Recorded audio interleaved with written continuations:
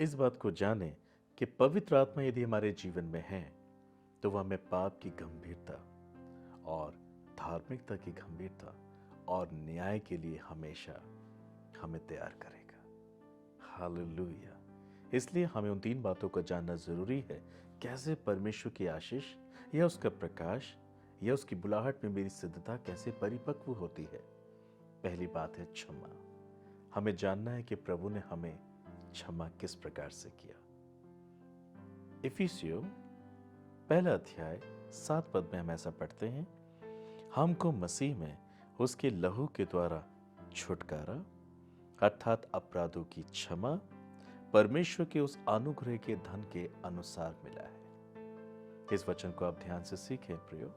ये वचन हमें बता रहा है हमें प्रभु यीशु मसीह के लहू के द्वारा छुटकारा मिला है अर्थात अपराधों की क्षमा मिली है।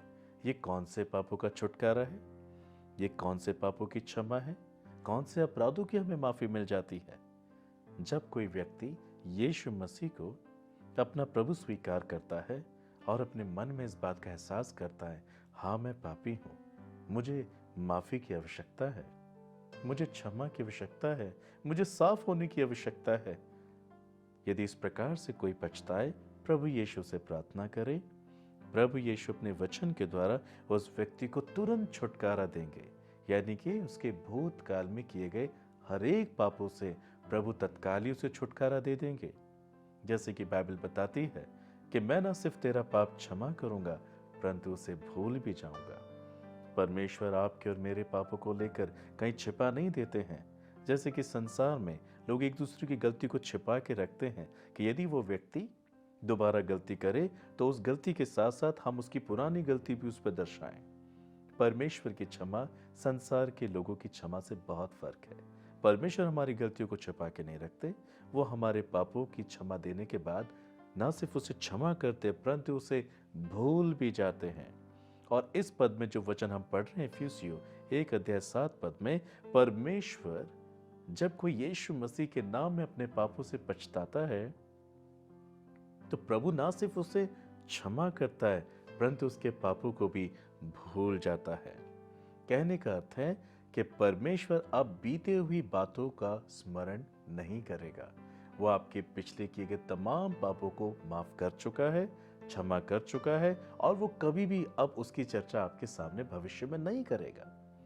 सो प्रियो, इफिसियों 1:7 जो हमने पढ़ा वो हमारे भूतकाल में किए गए गलतियों को, भूतकाल में किए गए पापों को, पास्ट में किए गए हर एक बुराइयों के लिए हमें तुरंत माफ करता है, हमें क्षमा कर देता है। और बाइबल बताती है ये भी हमें परमेश्वर के अनुग्रह के द्वारा प्राप्त होता है। परमेश्वर का अनुग्रह धन के मानंद, जैसे बाइबल कहती है कि वो क्षमा की खान है, प्रभु हमें माफ कर देता है।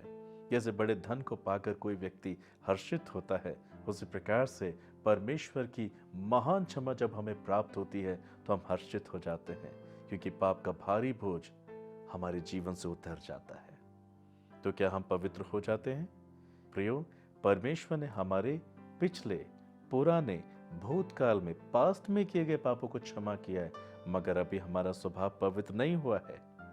अब अभी भी हम परमेश्वर के प्रकाश को प्राप्त नहीं कर सकते जब तक हम दूसरे स्टेप में न चले जाएं। हमने सीखा पापों की क्षमा बहुत जरूरी है परमेश्वर के संग चलने के लिए, मगर यहीं तक हमें सीमित नहीं रहना है। यदि हम आगे बढ़ें तो बाइबल में ऐसा लिखा है, पर यदि जैसा वो ज्योति में है वैसे ही हम भी ज्योति में चले तो एक दूसरे से सहभागिता रखते हैं और उसके पुत्र यीशु मसीह का लहू हमें सब पापों से शुद्ध करता है, हमें सब पापों से शुद्ध करता है। हाँ प्रियो, पहले पद में हमने जाना हमें क्षमा की आवश्यकता है और दूसरे पद में हम ये सीख रहे हैं कि अब हमें पूरी तरीके से साफ होने की आवश्यकता है। प्रियो, परमेश्वर पहले तो हमारे पाप क्षमा करता है, परंतु वो ये जानता है हम माफ तो किए गए हैं, क्षमा तो किए गए हैं, उसकी करुणा के द्वारा हम माफ कर दिए गए हैं, मगर अभी भी पाप का स्वभाव हमारे अंदर मौजूद है। परमेश्वर इस बात की जानकारी अच्छे से रखते हैं कि हम आगे को फिर से पाप कर सकते हैं। आगे को हम पाप ना करें, इसलिए परमेश्वर चाहता है कि वो हमारे अंदर से पाप के स्वभाव को ही खत्म कर दे। तो ये कैसे होगा? बाइबल में अभी हमने पढ़ा, यदि जैसा परमेश्वर ज्योति में है, जैसे प्रभु यीशु ज्योति में है, वैसे यदि हम भी ज्योति में चले, अर्थात परमेश्वर के वचन के अनुसार हम जीवन को ढालें।